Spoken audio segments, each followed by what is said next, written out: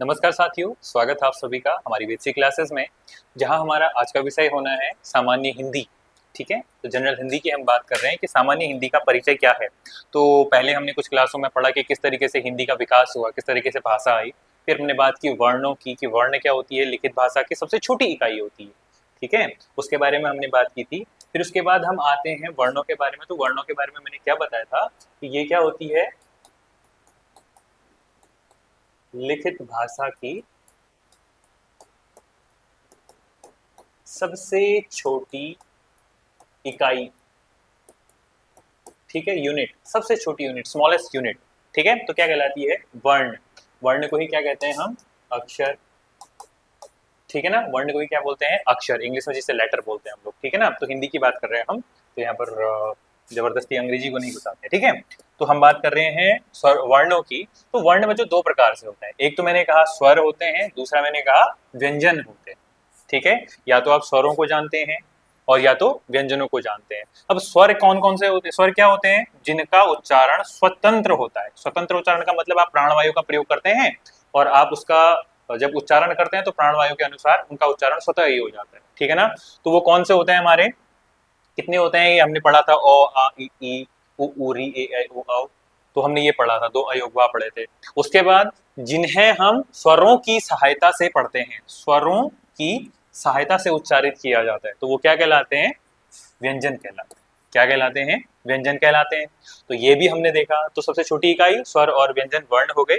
आगे हमने बात किया कि जब हम वर्णों की बात कर रहे हैं तो उसमें सबसे पहले स्वरों की बात की हमने। तो स्वर क्या होते हैं, स्वतंत्र उच्चारित वर्ण होते हैं। ठीक है ना, तो इनकी मैंने कहा था कि इनकी संख्या कितनी होती है, 11 होती है कहा था।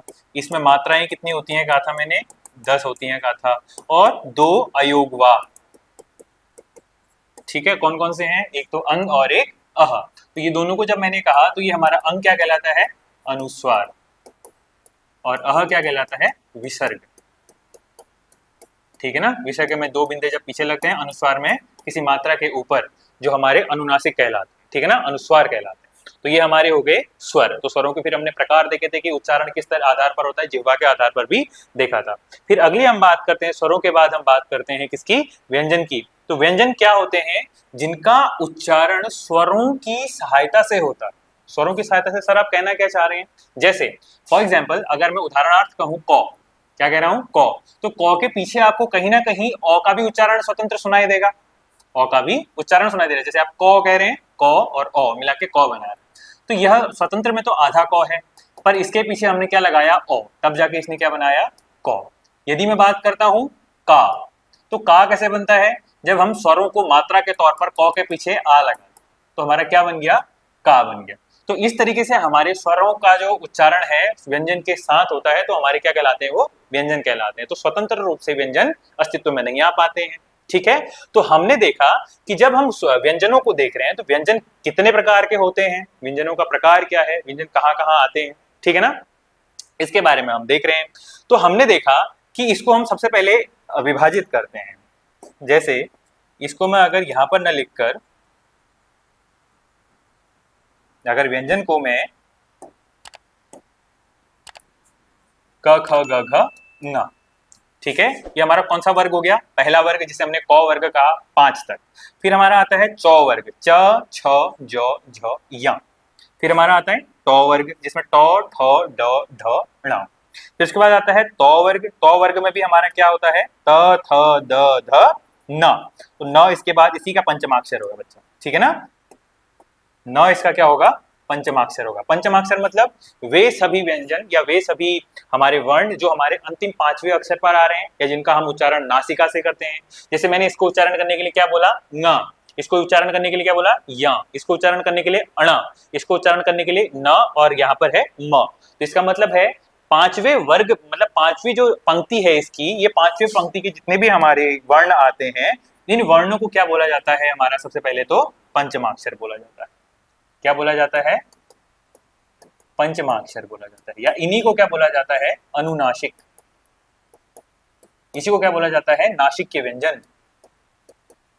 क्योंकि आप इनका उच्चारण किससे करेंगे, नाक से करेंगे, तो ये क्या कहलाते हैं, नासिक के व्यंजन कहलाते हैं। ठीक है, तो यदि मैं बात करता हूं इनकी, तो आप ये समझ चुके होंगे तो अगर मैं बात करता हूं तो ये हमारे कुल क से लेके प तक, क से लेके प तक क्या कहलाते हैं? ये सभी के सभी हमारे कहलाते हैं स्पर्शी व्यंजन। स्पर्शी व्यंजन क्या कहलाते हैं बच्चों? स्पर्शी व्यंजन। अब देखिए मैंने कहा क वर्ग में 1 2 3 4 5वां, यहां पर अंगा आ जाएगा। तो 1 2 3 4 5। और उसी तरीके से चौ वर्ग में हम आते हैं तो चौ छ ज झ य, ये भी कितने हो गए हमारे? 5। ट वर्ग में कितने हो गए? ट ठ ड ढ ण, ये भी कितने हो गए? 5। त वर्ग में कितने हो गए? त थ द ध, यहां पर आएगा न, तो कितने हो गए? 5। अगला आता है हमारा प वर्ग, प फ ब भ म, ये भी कितने हो गए? 5। तो कुल मिला के हम 5 नीचे की ओर और 5 आगे की ओर यदि देखते हैं तो कुल मिला के हमारे 5 गुणा 5, तो कुल स्पर्शी व्यंजनों की संख्या कितनी होगी? 25 हमारे कुल स्पर्शी व्यंजन हो गए। सर आपने इसके बाद के जो व्यंजन है उन्हें क्यों नहीं कहा? उन्हें भी गिना जाएगा, पर उनको क्या कहा जाता है? अंतस्थ व्यंजन। कौन से हैं हमारे? य र ल और व, ठीक है ना? तो ये हमारे क्या कहलाते हैं? व्यंजन। तो ऊपर के जो भी हमारे 5 हैं, पहले क वर्ग की यदि मैं बात करता हूं, चौ वर्ग की यदि मैं बात करता हूं, ट वर्ग की यदि मैं बात करता हूं, तो वर्ग की, प वर्ग की बात करूं, तो ये सभी के सभी क्या कहलाते हैं बच्चों? स्पर्शी व्यंजन कहलाते हैं। ठीक है ना? यहां तक का आपका पॉइंट क्लियर हो गया होगा, आशा करता हूं। आगे के हमारे क्या कहलाते हैं? य र ल व, ये हमारे क्या हो गए? अंतस्थ व्यंजन कहलाते हैं। ठीक है ना? फिर उसके बाद हम बात करते हैं य र ल व, फिर आता है हमारा क्या? तालव्य स्व, मूर्धन्य स्व, दंत्य स्व। ठीक है, उन्हीं को क्या बोला जाता है? संघर्षी व्यंजन। चलिए एक बार यहाँ पर इनको देख लेते हैं। ठीक है ना? तो हमने बात की थी हमारे जो स्पर्शी व्यंजन तो पीछे वाले हो गए, ये हमारे क्या हो गए? स्पर्शी व्यंजन है। ठीक है ना? और अगले वाले की यदि हम बात करते हैं उसके बाद हमारे कौन से आते हैं? अंतस्थ व्यंजन। अंतस्थ व्यंजन में कौन से हैं हमारे? य र ल व, य र ल व क्या होते हैं हमारे? अंतस्थ व्यंजन होते हैं। फिर तालव्य स्व, मूर्धन्य स्व और दंत्य स्व और ह, ये हमारे किस में आते हैं बच्चों? ऊष्मीय व्यंजन में। ध्यान दीजिएगा ये कई बार पूछे जाते हैं। निम्न में से अंतस्थ व्यंजन कौन से हैं? निम्न में से ऊष्मीय व्यंजन कौन से हैं? ऊष्मीय संघर्षी व्यंजन कौन से हैं? तो ऊष्मीय संघर्षी व्यंजन भी हमारे तालव्य स्व, मूर्धन्य स्व और दंत्य स्व को ही कहा जाता है। ठीक है ना? फिर इसके बाद क्या आता है हमारा? इसके बाद हमारा आता है तालव्य स्व, मूर्धन्य स्व, दंत्य स्व, ह, फिर आता है हमारा श। तो ये क्या होते हैं? संयुक्त व्यंजन। इनकी संख्या कितनी है? 4। देखिए श, त्र, ज्ञ और एक मैंने लिखा है अलग से स्र। तो हमारा जो छ है ये कैसे बनता है? हमने कहा ना ये संयुक्त व्यंजन है। संयुक्त का मतलब क्या होता है? जब दो व्यंजन एक साथ जुड़े, दो व्यंजन का संग्रह। ठीक है, तो हमने देखा क्ष, तो ये कैसे बनता है? आधा क धन स। ये त्र कैसे बना? आप सुनने में आएगा आपको, त धन र, तो तब जाके क्या बना? त्र। अगला है ज धन य। ठीक है, इससे क्या बनता है हमारा?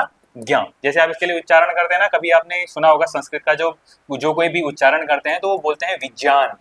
विज्ञान को ही विज्ञान बोलते हैं। तो ज और य का संग्रह क्या कहलाता है हमारा? ज्ञ। अगला क्या है हमारा? स्र। स्र से श्रमिक। आपने सुना होगा श्रमिक के लिए कौन सा उच्चारण करते हैं हम?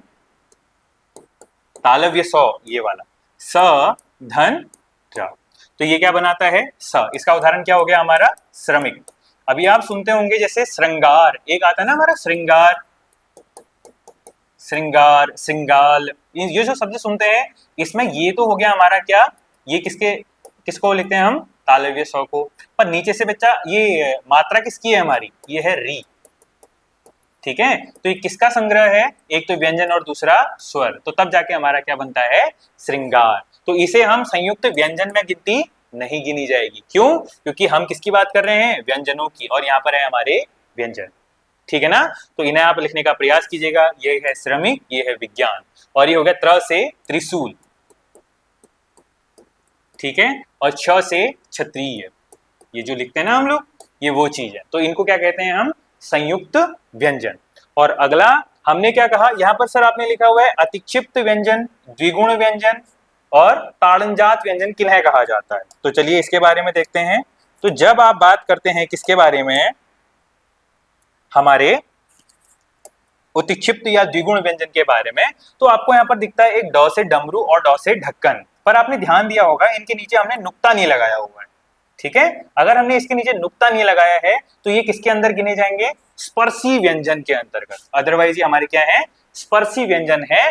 वरना जब इनके नीचे नुक्ता लग जाता है या बिंदा लग जाता है तो हम उन्हें क्या बोलते हैं? द्विगुण या ताड़नजात व्यंजन। तो ये कौन से हैं? ड और ढ, जिनके नीचे नुक्ता लगता है। नुक्ता का मतलब जो बिंदी होती है ना नीचे, इसे हिंदी में नुक्ता कहा जाता है, और ऊपर लगने वाली बिंदी को हमारा अनुस्वार कहा जाता है। ठीक है ना, अंतस्थ हमारा हो गया, उसमें हमारा हो गया, और हमारा है एक लुंठित व्यंजन। लुंठित व्यंजन किसे कहा जाता है? तो र को। ठीक है ना, और उसी के साथ मैंने अभी आपको कुछ व्यंजन बताए थे जिनको मैंने कहा था अंतस्थ व्यंजन कहा था। इन्हीं अंतस्थ व्यंजन को क्या कहा जाता है?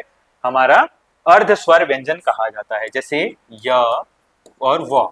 इसे सर आपने क्यों कहा? जब आप अभी संधि पढ़ेंगे मेरे द्वारा, मैं आपको संधि पढ़ाऊंगा, तो संधि पढ़ाने में मैं आपको यण संधि पढ़ाऊंगा। स्वरों की जो बात करते हैं हम, स्वर संधि की बात करते हैं, तो स्वर संधि 5 प्रकार की होती है। दीर्घ संधि, गुण संधि, वृद्धि संधि, यण संधि और अयादि संधि। तो उसी का एक भाग आता है हमारा यण संधि, तो उसमें हमारा य का भी उच्चारण आता है और व का भी उच्चारण आता है। ठीक है, तो जब दो स्वर आपस में मिलकर बनते हैं तो उसी कारण इन्हें क्या कहा जाता है? अर्ध स्वर व्यंजन। ठीक है, इसके बारे में हमने पढ़ा। और उसके बाद आप बात करते हैं जब ग्रहित व्यंजनों की, तो ग्रहित व्यंजन क्या होते हैं? जैसे आपने नाम सुना होगा डॉक्टर, ये। ठीक है, और यदि आप बात करते हैं फ के नीचे नुक्ता लगा, तो ये हमारे जो शब्द हैं इनको हमने क्या किया? ग्रहण किया, फारस से, अरबी से। ठीक है, और डॉक्टर हमारे जैसे अंग्रेजी शब्द का एक हमारा हिंदी में लिखने का शब्द है, तो हम इसको क्या करते हैं? ग्रहित करते हैं, ग्रहण किया, बाहर से, विदेश से आए हुए शब्द हैं। ठीक है ना, तो ये हमारे ग्रहित शब्द हो गए। तो आप इनको अभी फिल करने का प्रयास कीजिएगा कि क और स मिला के छ बना, त और र से त्र बना, ज और यहाँ से य बना, और स तालव्य स और हमारा र मिला के स्र बना। ठीक है ना बच्चा? इसके बाद हम क्या देखते हैं कि हमारे यहाँ पर कुछ हमने बात की पंचमाक्षर की। किसकी बात की? पंचमाक्षर की बात की। तो ये पंचमाक्षर है क्या? पंचमाक्षर को ही क्या बोला जाता है? नासिक्य व्यंजन। नासिक्य व्यंजन। ठीक है ना, ये कौन से होते हैं? जब आप क ख पढ़ रहे थे अभी, तो मैंने आपसे क्या कहा कि आप क ख ग घ ङ, पांचवा जो हमारा वर्ण है, उस पांचवें वर्ण को हमने कहा नाक से ङ। फिर आपने बात की च छ ज झ या। देखिए एक बार आपको दिखा दूं मैं। ठीक है, ये देखिए मैंने यहाँ पर कहा था ना आपसे कि ये हमारे किसमें आते हैं? पंचमाक्षर में। ये यहाँ किसमें आएगा? पंचमाक्षर। ये पंचमाक्षर में, हमारा न पंचमाक्षर में, और म भी पंचमाक्षर में आएगा। ठीक है ना, तो ये हमारे पंचमाक्षर होते हैं, तो इन्हीं को हम नासिक्य व्यंजन भी कहते हैं। ठीक है, ये हमारे सारे के सारे क्या है? पंचमाक्षर व्यंजन है। अगला मैं यदि मैं इनसे बात करता हूं इनमें कौन कौन सा आता है, तो जिनका उच्चारण हम नासिका से करते हैं, जिनका उच्चारण नासिका द्वारा, नाक द्वारा, ठीक है, द्वारा किया जाता है। और हम क्या कहना चाहते हैं इसमें कि इनमें किसका प्रयोग भी किया जाता है? हमारे अनुस्वार का। ठीक है, इनमें अनुस्वार का प्रयोग भी किया जाता है। तो मैंने कौन कौन से होते हैं कहा था, एग्जाम्पल के तौर पर मैं आपको लिख के दिखा दूं। कौन सा है? एक बार है ङ, फिर है हमारा या। ठीक है,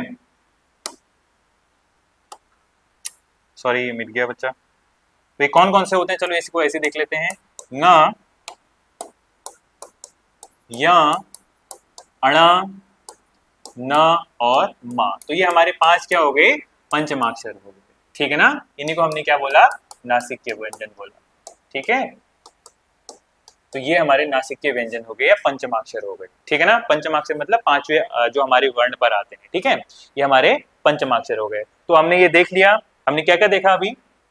आप बताएंगे कि क्ष, त्र, ज्ञ, स्र, अतिक्षिप्ति ड और ढ, अंतस्थ य व र, ऊष्मीय व्यंजन तालव्य स, मूर्धन्य स, दंती श और ह, लुंठित व्यंजन र, अर्धस्वर हमारा क्या हो गया? अर्धस्वर य और व हो चुका है, ग्रहित व्यंजन हमारा क्या हो चुका है, फ और डॉक्टर शब्द सुनाई देता है जो, ठीक है ना। अगला हमने बात करनी है इसके बाद इनका जो हम प्राण वायु के आधार पर, प्राण वायु के आधार पर, चलो एक बार लिख लेते हैं, क्यों लिखने में कोई शर्म नहीं करनी है। देखिए हम क वर्ग लिखते हैं, क ख ग घ ङ, च वर्ग च छ ज झ य, अगला लिखते हैं ट ठ ड ढ और ण, त थ द ध न, प फ ब भ म, ठीक है। ये हमारे क्या होते हैं, एक तो पहली बात स्पर्शी व्यंजन, ये मैंने अभी आपसे कहा। फिर इसके बाद जो हमारे अगले आते हैं य व र ल, ये क्या होते हैं हमारे अंतस्थ व्यंजन, ठीक है। ये कितने हो गए हमारे 25, ये कितने हो गए हमारे 4। फिर क्या आता है हमारा तालव्य स, मूर्धन्य स, दंती स और ह, ये क्या होते हैं हमारे ऊष्मीय व्यंजन या संघर्षी व्यंजन, ठीक है। अगला हमारा क्ष त्र और ज्ञ, ये हमारे कुल कितने हो गए, हमारे व्यंजन हो गए, ये हमारे पूरे व्यंजन हो गए, ठीक है ना। इन्हीं को क्या कहा मैंने, संयुक्त व्यंजन, ठीक है, इनको क्या कहा, संयुक्त व्यंजन कहा। अब मैंने जब इसको बात की तो इसे मैंने क्या कहा, क वर्ग, इसे च वर्ग, ट वर्ग, त वर्ग, प वर्ग, ठीक है ना। अब इनका यदि उच्चारण मैं स्वर ध्वनियों के आधार पर करता हूं तो इन्हें क वर्ग को क्या कहा जाता है हमारे यहाँ पर,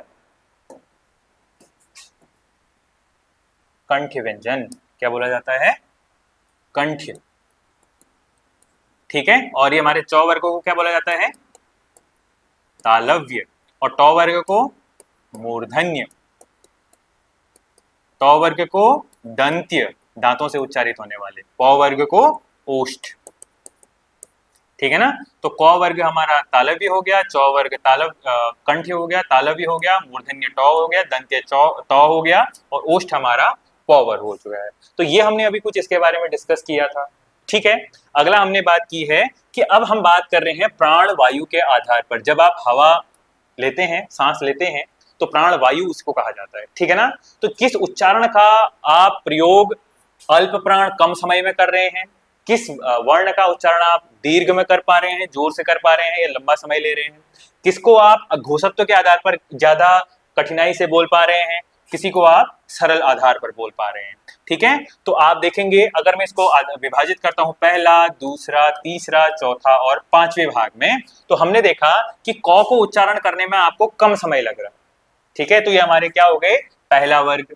और ख को उच्चारण करने में आपको थोड़ा सा ज्यादा समय लेना पड़ रहा है, तो क्या हो गया हमारा, ये महाप्राण वर्ग हो गया। जैसे आप क बोल रहे हैं, क ख ग घ ङ, इसका मतलब क्या है कि आप जब पहले वर्ग की बात कर रहे हैं और आप तीसरे वर्ग की बात कर रहे हैं तथा आप पांचवें वर्ग की बात कर रहे हैं, तो इसमें उच्चारण समय में आपको कम जोर देना पड़ रहा है, आपकी प्राण वायु कम निकल रही है, ठीक है। तो ये हमारे कौन से हो गए, अल्प प्राण हो गए। ये क्या हो गए बच्चों, अल्प प्राण। तो कौन सा हो गया, पहला, तीसरा और पांचवा, ये कौन से में हो गए, अल्प प्राण में। और उसके बाद अगर मैं बात करता हूं जिनको आपने बोलने में कम समय लगाया, वो तो हमारे अल्प प्राण में आ गए, पर वे क्या हैं जिनका आप प्राण वायु ज्यादा त्याग रहे हैं, जिसमें आप प्राण वायु का अधिक उपयोग कर रहे हैं, तो वो क्या हो गए, ख।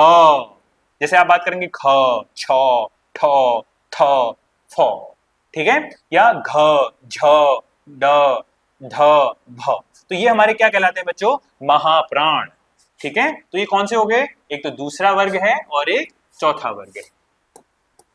दूसरा और चौथा वर्ग के अंदर हमारे क्या आ गई है, घोषत्व के आधार पर अल्प प्राण और महाप्राण। प्राण का अर्थ वायु होता है, मैं बार बार दोहरा रहा हूं, आप वहां पर कंफ्यूज नहीं करेंगे। प्राण वायु के आधार पर यहाँ पर कई बार पूछा गया है, अल्प प्राण व्यंजन कौन से हैं, महाप्राण व्यंजन कौन से हैं, ठीक है ना।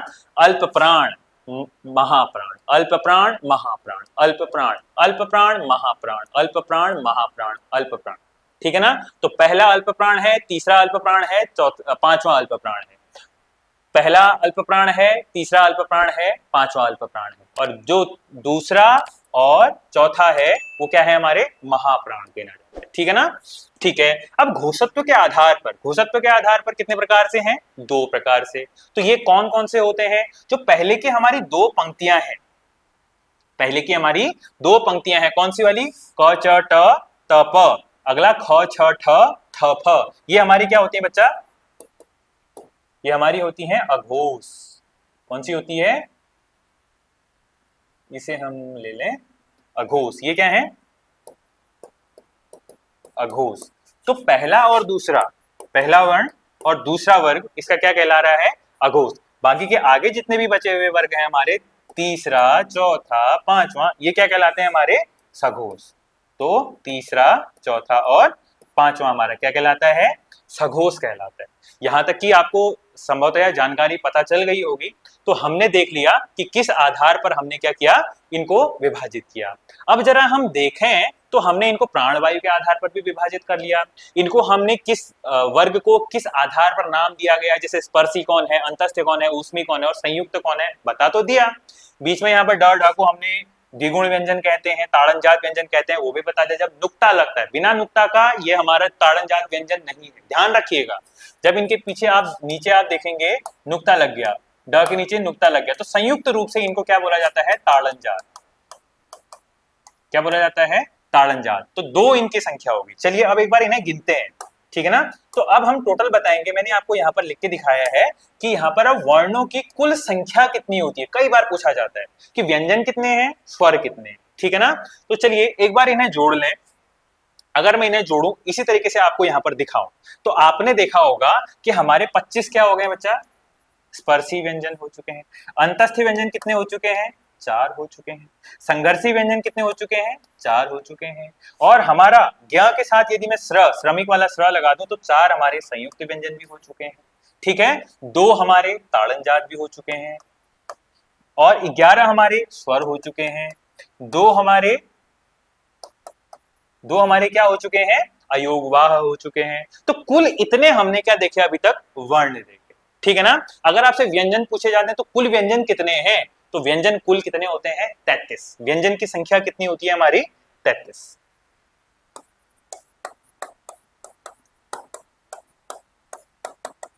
कितनी होती है बच्चा?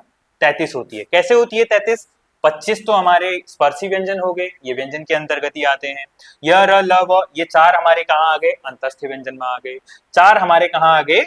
हमारे ऊष्मी में आ गए। तो ये कुल मिला के कितने हो गए? 33, ठीक है ना? तो 33 हमारे क्या हो गए? हमारे कुल व्यंजन हो गए। बाकी अन्य हमारे क्या हो गए?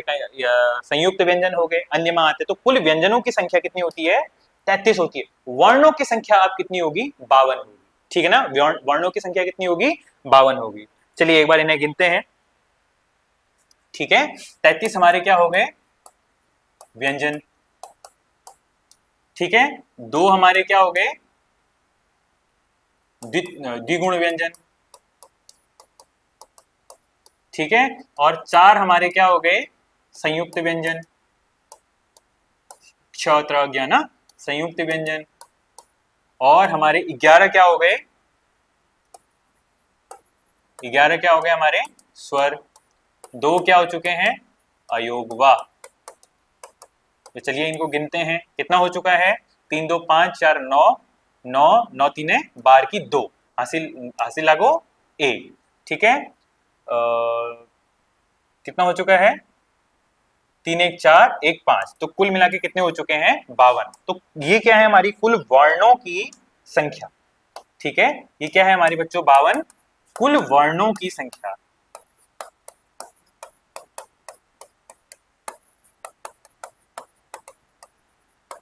कुल वर्णों की क्या है? संख्या। वर्ण समझ में आ गया होगा। लिखित भाषा की सबसे छोटी इकाई हमारी क्या होती है? वर्ण होती है, ठीक है ना? आपने देख लिया अभी तक, आपको सब कुछ समझ में लगभग मुझे लगता है कि समझ में आ चुका होगा कि व्यंजन कौन से हैं, द्विगुण व्यंजन कौन से हैं, संयुक्त कौन से हैं, स्वर कौन से हैं और अयोगवा कौन से हैं। अंग और अह, दो हमारे अनुस्वार और विसर्ग जो आते हैं, ठीक है ना?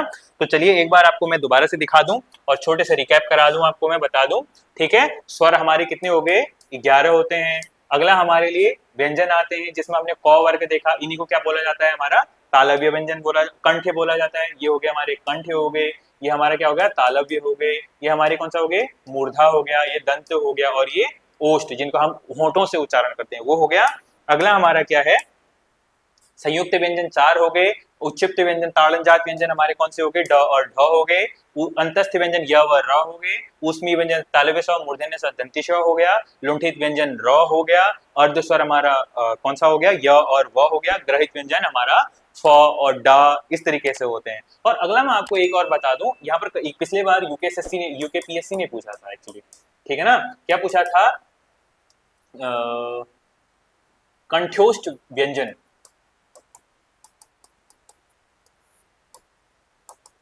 ठीक है ना, वो कौन सा होता है तो व, ठीक है, ये अलग से ध्यान रखिएगा आपका, ठीक है ना। तो हमने फिर कुल क्या देखी थी वर्णों की संख्या देख ली है। तो आज के लिए इतना ही करते हैं, बाकी आप सभी लोगों का बहुत बहुत धन्यवाद यहाँ तक रुकने के लिए। अगर मेरी क्लास आपको पसंद आ रही हो तो लाइक जरूर कीजिएगा, हमारे चैनल को सब्सक्राइब कीजिएगा। बाकी आज के लिए बहुत बहुत धन्यवाद, कल मिलते हैं अगली क्लास में। Thank you so much.